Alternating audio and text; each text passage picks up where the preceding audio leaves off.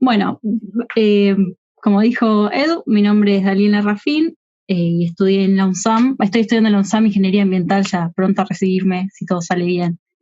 Estuve en el círculo de estudios sobre recicladores urbanos, recuperadores urbanos, y al mismo tiempo hice una diplomatura en gestión de los residuos urbanos cuando trabajaba en la Dirección de Higiene Urbana de la municipalidad. Así que, digamos, de estos lados, un poco desde la perspectiva más ingenieril, química, al lado más político, gestivo, es que tuve un poco de conocimientos y, aislados, si se quiere, pero bueno, armé un concepto en mi cabeza que ahora vengo un poco a contarles cómo veo yo, qué entiendo yo por los basurales clandestinos. Si tienen de alguna manera una opinión, un aporte o lo ven de alguna forma, pueden compartirlo, creo que es súper nutritivo. Entonces, voy a hacer un rodeo un poco grande, pero para que pensemos no solamente desde las consecuencias, sino un poco el origen o qué cosas hay que tener en cuenta o cómo se puede estar originando el problema de la basura.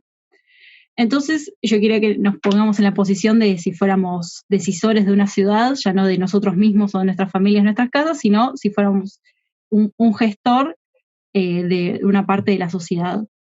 Podríamos ver que todos los días, cuando empieza el día, esa ciudad necesita una serie de implementos, de insumos. Si bien desde el ecosistema, desde la ecología, una persona es un sistema abierto en relación con su ambiente o una célula, bueno, una sociedad también, una porción de la ciudad que necesita cada día cuando se levanta materias primas o cosas para producir en sus fábricas, plásticos, si pensamos en las materias primas como más lo agrícola, material de construcción, por ejemplo, para seguir creciendo y solidificando nuestra ciudad, y combustibles, pensando más bien en los líquidos, los sólidos, además de, bueno, energía, internet, agua, que van por otro lado, que en este caso los residuos no afecta tanto. Pero acá puse 4 flechas, hay millones y con ingresos súper distintos. Al final del día, nuestra ciudad va a tener que evacuar, va a tener que sacar parte de las cosas que entraron, que produjo, que ya no se usan, que ya no sirven, que se rompieron, porque si no, por ejemplo, cada vez tendríamos más cosas y la ciudad sería como más inundada de objetos. No, efectivamente, siempre salen o terminan o dejan de haber. Entonces, cuando esas ciudades evacúan al final del día, lo que generan es basura. Y al día siguiente va a empezar de vuelta el ciclo para la noche volver a generar basura. Entonces, ahí arranca, o yo arrancaría a ver el problema. Por ejemplo, si le queremos dar dimensiones, tamaños. Tenemos una población, no sé bien dónde viven, yo vivo en San Martín, pero todos podemos pensar nuestra ciudad, cuánta gente más o menos hay. 500.000 habitantes, yo tiro uno que son los de acá de San Martín. Tenemos la segunda, es tasa de generación. ¿Cuántos residuos se generan, se producen por esta población? Bueno, lo que está estudiado, que va de la mano con los hábitos de consumo, cuánto se compre, qué tamaño tiene, con la economía, con los ingresos que las personas tienen. No es lo mismo lo que se compran las personas con bajos ingresos que los de altos. Las edades, porque los niños tienen unos consumos, una población adulta tiene otros. Cómo están diseñados esos productos, porque los productos a veces vienen con más, o son más complejos, o cuando se rompe algo hay que tirarlo todo, o tienen mucho embalaje, empaques que cambian cómo se generan residuos cuando se consume. Y bueno, otras cosas que tienen que ver con la geografía, con la estacionalidad, que pasa mucho en las ciudades, por ejemplo, turísticas, que no tiene nada que ver los residuos que generan habitualmente con en la época de vacaciones, con la explotación de turistas. El problema con el que se encuentran es mucho mayor y tienen que tenerlo en cuenta en su diseño. En Argentina, el número es de 1 kilo a 1,2 kilos de kilos por habitante por día. Entonces, si nosotros queremos empezar a cuantificar, bueno, ¿cuánto es nuestro problema? Sería todos los habitantes que tengo por cuánto me genera cada uno. Si nosotros seguimos en la ciudad de 500.000 habitantes y produce 1 kilo por cabeza, tendremos 500 toneladas de residuos el día 1. y al día siguiente otros 500, y así, y así, y así. Es un problema diario. Entonces, vamos a las responsabilidades, o a quién se tiene que hacer cargo de este tema. Bueno, hay normativa a nivel nacional, a nivel provincial, y lo que dice es que cada municipio, o sea, la mínima unidad de administración, tiene que proponer el programa de gestión de sus residuos.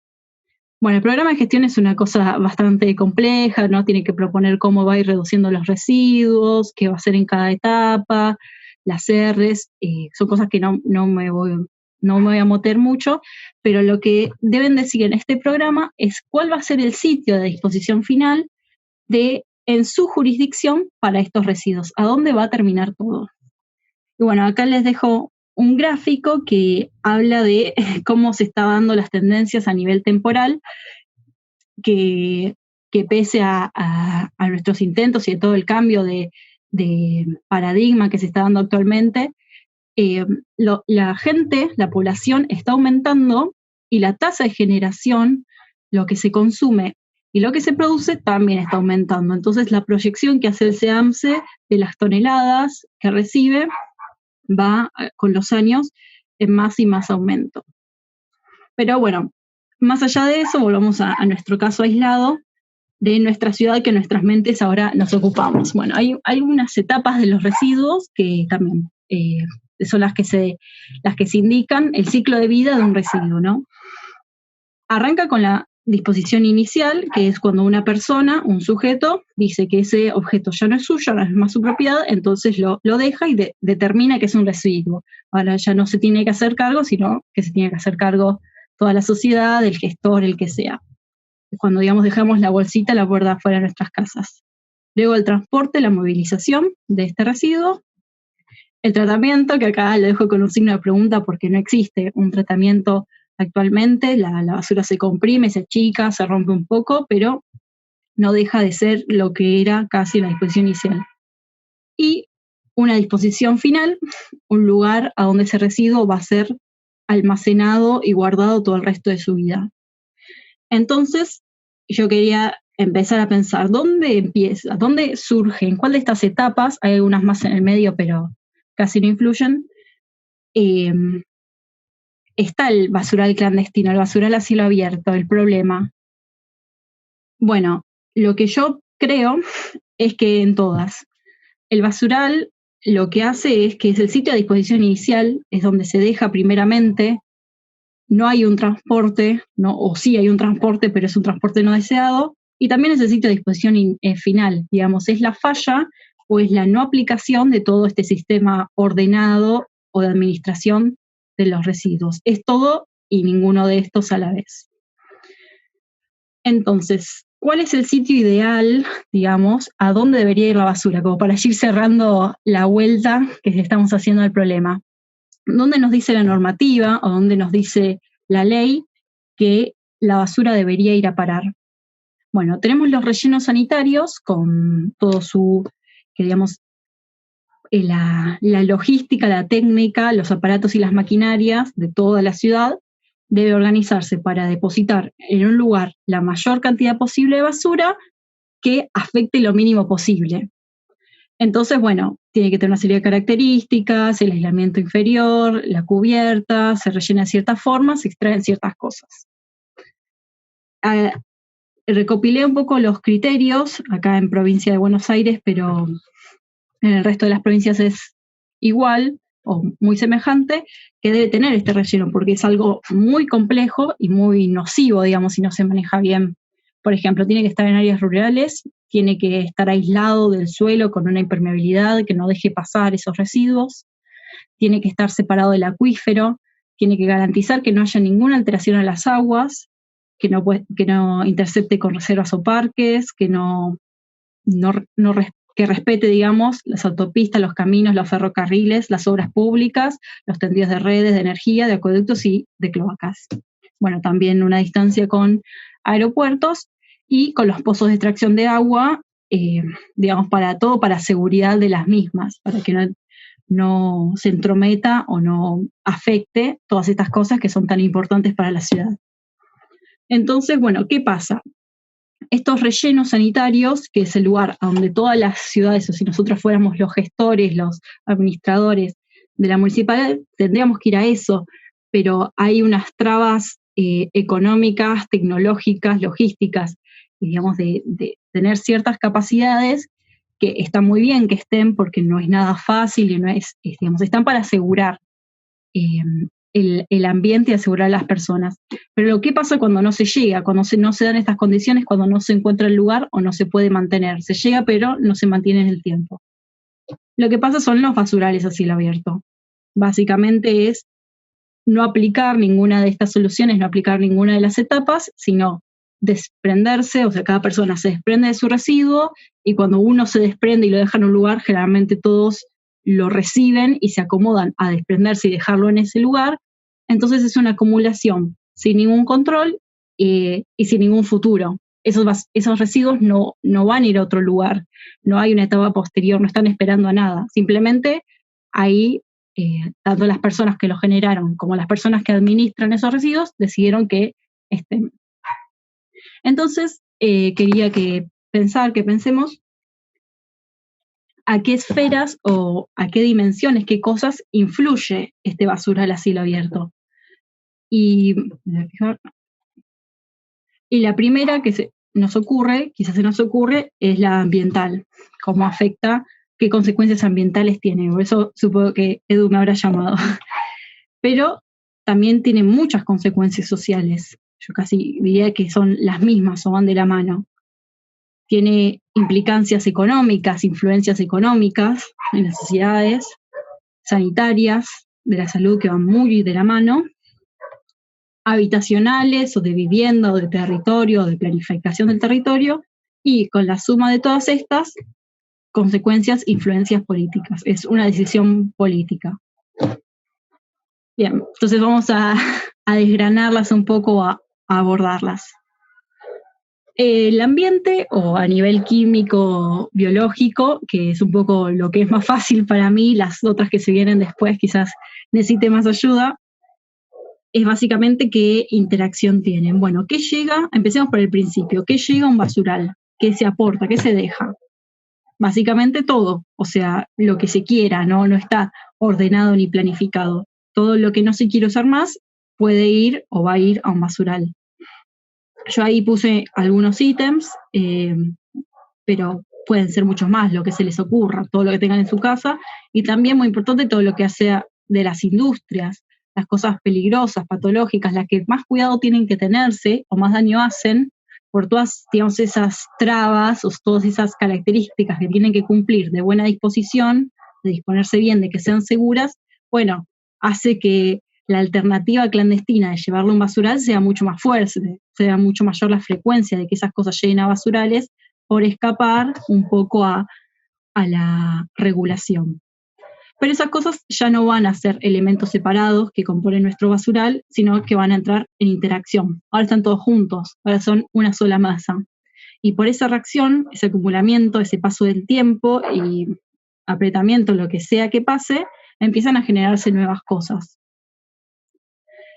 ¿Qué sale de un basural? Bueno, ahí hay una lista de contaminantes, de compuestos químicos. No interesa explicar qué hace cada uno, simplemente son nombres de familias de compuestos, pero lo importante es que son nocivos, que son complejos, que tienen su consecuencia, y también que son desconocidos. No saber lo que va a salir de ahí, o no saber en qué tamaño, qué cantidad, de cuál, no hay una caracterización, no hay una planificación de eso. Es simplemente lo que sea que en ese momento haya.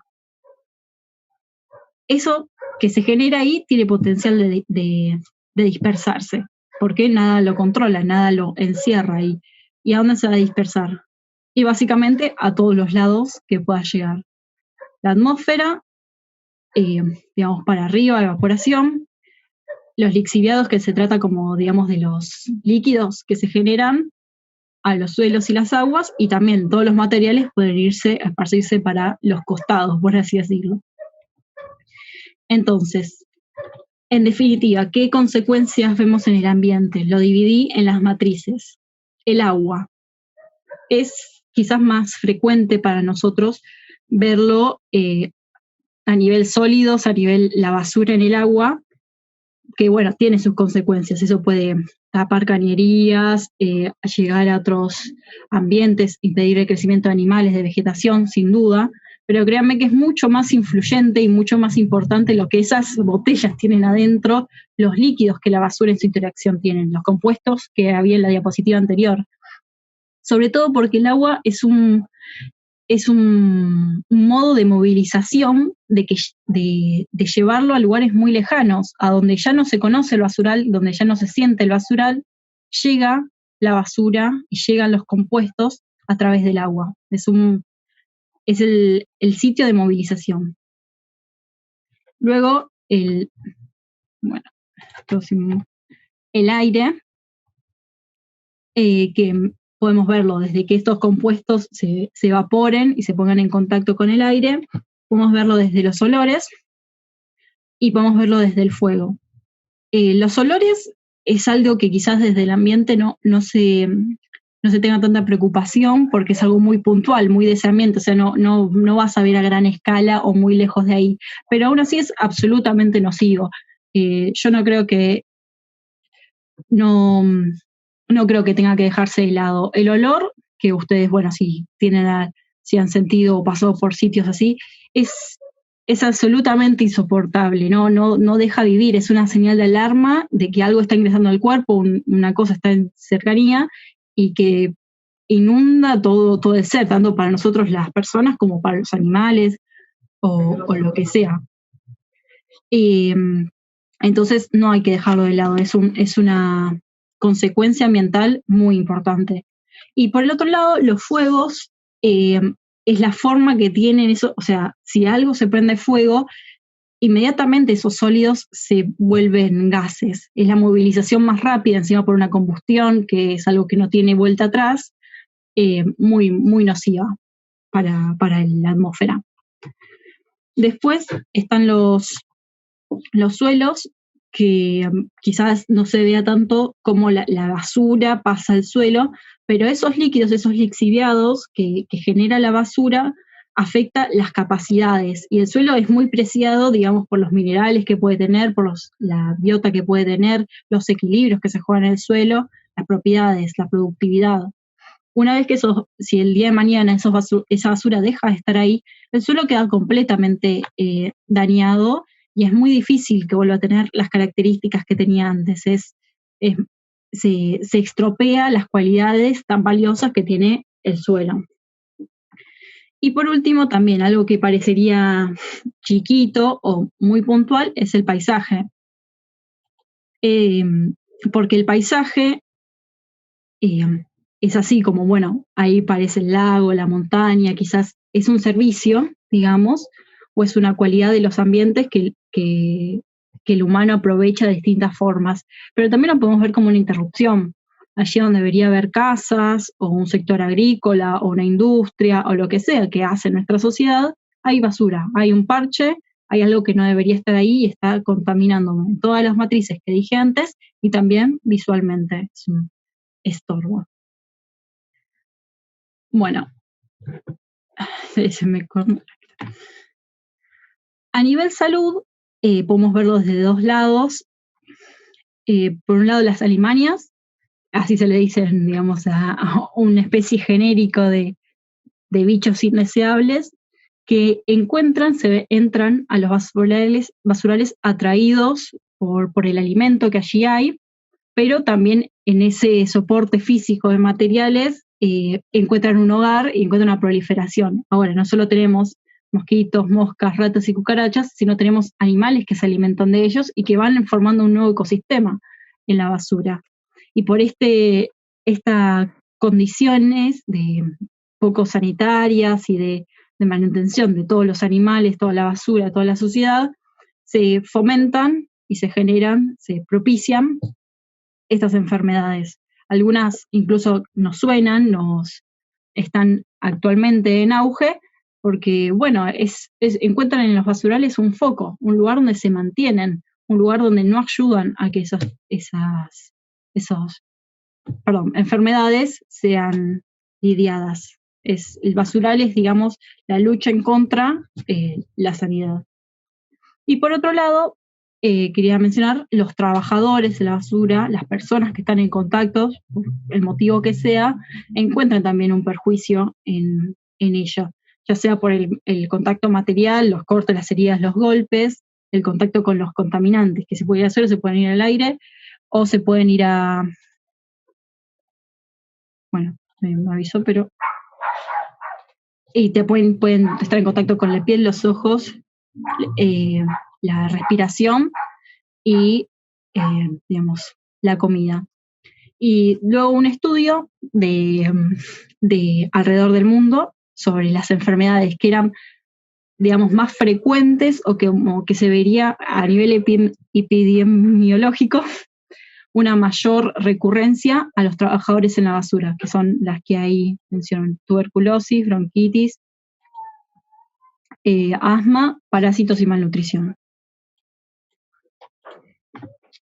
Bueno, acá empiezo quizás a lugares que yo no estudié tanto, pero igual puedo ver la influencia, quizás para que la pensemos desde nuestros ámbitos o nuestras experiencias. A nivel económico, ¿qué influye o por qué está ahí o qué afecta ese basural? Bueno, la municipalidad, que es la que decide, o sea, no sé si lo decide o no decide. El factor económico es un gran motivo por el cual poner o no poner un basural, cuál no hacerse cargo o hacerse cargo parcialmente de forma que no es suficiente de la basura. Después, empresas, acá es medio un GIF, pero bueno, no importa, empresas que se dedican a mantener lo que cobran porque la gente ilícitamente pueda disponer ahí. Entonces, bueno, ¿qué sostienen? ¿Por qué están ahí? ¿Por qué se mantienen? ¿Qué consecuencias tienen que esté una rama de una rama industrial dedicada a mantener basura en lugares donde no debería estar? Luego, los trabajadores que encuentran un ingreso, un alimento en la basura, las movilizadoras, las transportadoras, y también cómo afecta a los terrenos, porque esos terrenos se desvalorizan y los terrenos que están cerca se ven afectados económicamente así a nivel capital por la existencia de basurales. Por último, digamos, para terminar de cerrar, cómo afecta todas estas cosas a la sociedad. Y quiero decir la sociedad por el barrio, digamos, las casas que tendrán cerca, que quizás esas mismas casas o ese mismo barrio empezó un basural que pensaba que estaba lejano y creció, y creció el problemática hasta llegar a afectarles, pero también para pensarlo desde el lado de que la basura es lo que no quiere, digamos, lo que esas familias, esos vecinos dejaron y ya no necesitan y ya no usa esa sociedad, también desde las personas que no pueden insertarse, que están vulneradas, que no encuentran su rol en la sociedad, por así decirlo, no pueden cumplir nada de lo que podían cumplir, no pueden alimentarse, no tienen dónde vivir, van a parar también, como si fueran una objetivización de la parte vulnerada de la sociedad.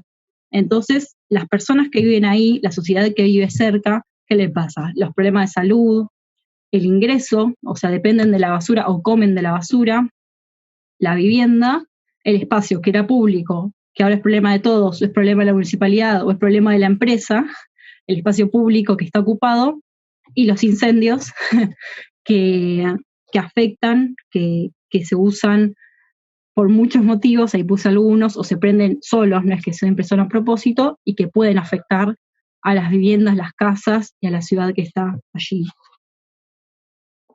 Bueno, yo soy de San Martín, ¿no? Acá en San Martín y Capital estamos bajo el ala protectora del SEAMSE, que es un relleno sanitario muy grande, pero bueno, también para que veamos que por más que tengamos nuestro sistema de gestión de residuos solucionado, siguen habiendo microbasurales, basurales pequeños en la ciudad, con todas las cosas, o sea, por más de que todo esté llevado de forma correcta al relleno sanitario, hay basurales. Lo generan los vecinos, lo generan las industrias y también recirculadores de la basura que la movilizan, ¿no? Cuando hay una fábrica abandonada, una vía del tren, una esquina rota, ahí se empieza a acumular y se suele seguir acumulando y se sigue manteniendo. Entonces, cosas a tener en cuenta, que yo me las encontré en mi trabajo, digamos, el camión de la basura que pasa, que junta, se ve afectado, no es que lo levanta y listo. Por ejemplo, las cargas de ese camión generalmente se sobrepasan o deciden no levantar la basura de ahí porque no llegan a terminar el circuito, entonces se ven influenciadas el tiempo, ustedes lo verán en sus tachos de sus casas. Cuanto más tiempo pasa, empieza a ser más nocivo y empieza a movilizarse. Entonces, los problemas que dijimos antes, que se aporta a la napa, que se generan alimañas, se pueden prender fuego, empieza a ser mayor. Si hay animales muertos sobre todo, no lo pueden juntar. Tampoco si hay viviendas o si vive gente o si se generan incendios. Entonces, eso empieza a quedar afuera del sistema y cuanto más afuera queda, digamos, cuanto menos susceptible es a llegar al relleno o a ser recolectado, peor. Empieza a afectar más y seguramente crecer. Así que bueno, a nivel urbano no es todo tan limpio y tan pulcro como quisiéramos. Entonces, para ir cerrando, teníamos nuestro relleno, que ahí es una imagen del mirador del SEAMSE, y los basurales, que es el error, o por así decirlo, la forma de no llegar a la gestión ideal. Bueno, los rellenos también tienen sus problemas. Es una gran cantidad de basura, ese suelo nunca más va a ser usado, digamos, le van a poner plantitas arriba, pero eso no va a poder ser ocupado de vuelta. ¿Van a entrar personas? ¿Hay personas que viven de esa basura? Bueno, después los líquidos, los gases que se extraen, pero siguen siendo, digamos, se siguen aportando. Y después problemas de otro índole que tienen que preocuparnos o tienen que ocuparnos. ¿Quién administra los rellenos sanitarios? ¿Es algo privado? ¿Es un ente público? ¿A quién concierne ese problema? ¿Dónde se ubica? Porque ahí NIMBY es un movimiento que surgió en Estados Unidos que significa Not in my backyard, que es no en mi patio de atrás. Entonces, todos quieren tener un relleno donde poner la basura, pero nadie lo quiere en su espacio, en su ciudad o en su barrio. Entonces, empieza a ser problemático. Y sobre todo yo quiero que pensemos qué va a pasar después. Esa basura va a ser enterrada, esa celda va a ser generada y va a estar aislada ahí. No va a afectar más, supuestamente, el ambiente. ¿Y cuál es la idea? Después va a tener que generar otra celda y otra y otra y otra. Entonces, para pensar en el ciclo de la basura, que aquí lo tenemos, donde vemos que la generación lleva transporte, hay un tratamiento y una disposición final. Pero si ven acá, esto no es un círculo. El pintado círculo no se vuelve a alimentar. Es una línea, básicamente, solo que está puesta en forma circular. Y es el mejor sistema que todo vaya a ser enterrado en algún momento. Los basurales son un sistema que no están enterrados, ni están anotados, ni están circunscritos. Pero cuando encontremos un relleno y lo podemos hacer de la mejor manera, pagando todo lo que hay que pagar, ¿va a haber una solución a ese problema? Bueno, esa es la pregunta que les vengo a dejar. Bueno, muchas gracias, Dani. Muy súper interesante todo lo que contaste. Me parece para pensar, ¿no? Y ahí teníamos una pregunta de Carolina que decía, conocemos el problema ahora, ¿qué soluciones se proponen para solucionarlo? Bueno, algo que seguramente alguna de las charlas tendremos que tratar es esto de la economía circular. Creo que es la salida más recomendable. Obviamente reciclar,